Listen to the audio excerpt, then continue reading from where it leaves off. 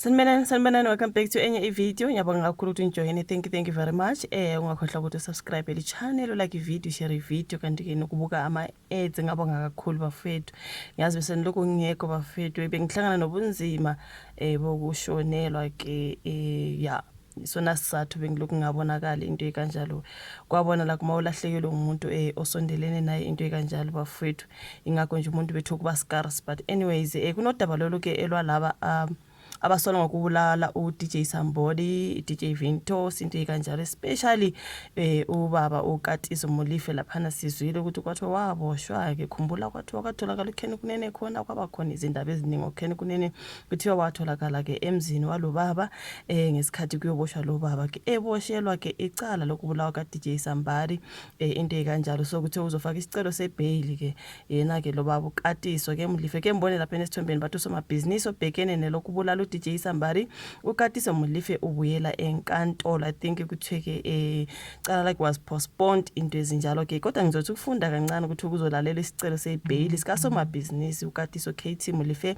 enkantolo yemantshi yase Alexandra Molife usolwa ke ngokuhlela ke ukubulawa kuka Opasifuka obedumenge ka DJ Sambodi waboshwa ngenyanga edlule nabanye abasolwa abathathu so kwathiwa bekuyena ungqondo ke ubaba Katiso KT Molife so laba uthi baphinde bamataniswa ke nelokufa kuka Hector DJ Vintos Buthelezi Dontindleni nonjiniyela Amand Swart okay sezwa ke kukhulunywa ngalabo abanye kuthiwa ke lokho kusolwa ke yena lo baba Katiso Molife nalabo mhlambe athumana nabo ke kushuthi yena uya organize mhlambe he is the mastermind into kanjalo bese ke obhuti ke bahamba bekweza umsebenzi into ekanjalo sikhumbule ukushona ka DJ Sambodi bafethu engaxolisa ama notifications into ezinjalo ke so kuthi babhekene namacala okubulala ukuzama ukubulala nokutholakala nezibhamu ezingeke emthethweni so ya ilona ke icala lika ubaba uKatiso KT Molife so kuthiwa ke kuzolalela ke isicelo sakhe sebail lo soma business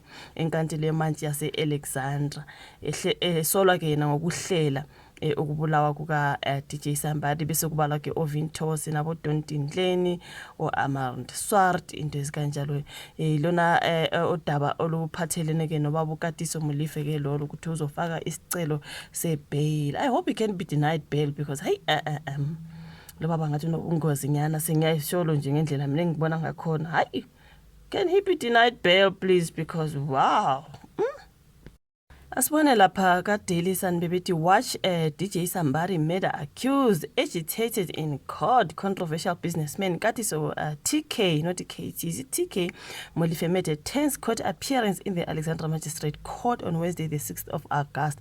This was for his formal bail application. Molife is believed to be the alleged mastermind behind the brutal murder of popular DJ Sambodi and his bodyguards Spusiso Mkwena and Usandile Mieza. The trio was gunned down in a hail of bullets in Woodmead in November 2022 so lona taba ke luka Katiso Molife kune video nje laphana engena ngase court that's what Daily Sun is talking about MDN News yenu bethu Katiso Molife's bail hearing postponed amid the explosive revelations of luxury homes and murder links. Alleged underworld figure Katiso KT Molife is accused of orchestrating the murder of popular musician DJ Sambodi, making a dramatic appearance at the Alexandra Magistrate Court.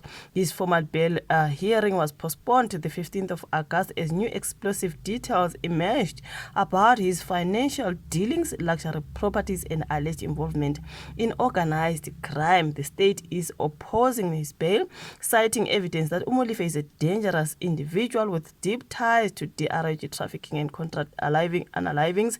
Investigators revealed that the same AK-47 rifle was used in multiple unalivings linked to Molife, including the high-profile murder of DJ Sambodi, DJ Vintos,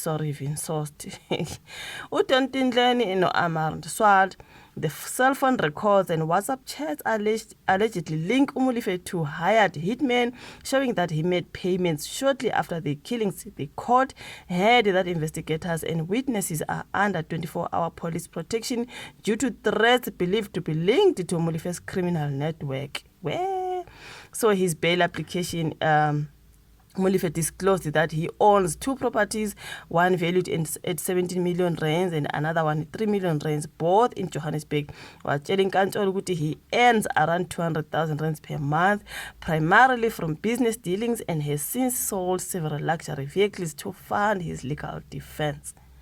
He admitted to I think it's 1999 conviction in the UK to DRIG smuggling, which led to his deportation and a permanent ban from returning. However, his lawyers argued that the case was nearly 25 years old and not relevant to the current charges. Molefe insisted that he is not a flight risk, highlighting that he was granted bail in a previous related matter and voluntarily cooperated with the police when arrested at his Sandton home.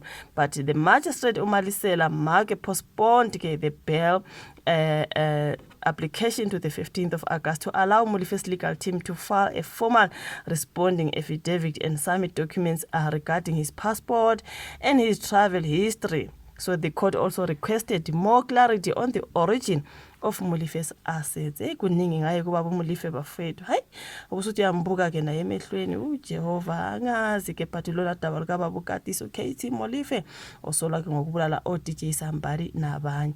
Kuningi ke nje lapha nayo guys. Angazi ishuvo la comment section. Like video, subscribe, share bese siyahlangana bezayo. Bye.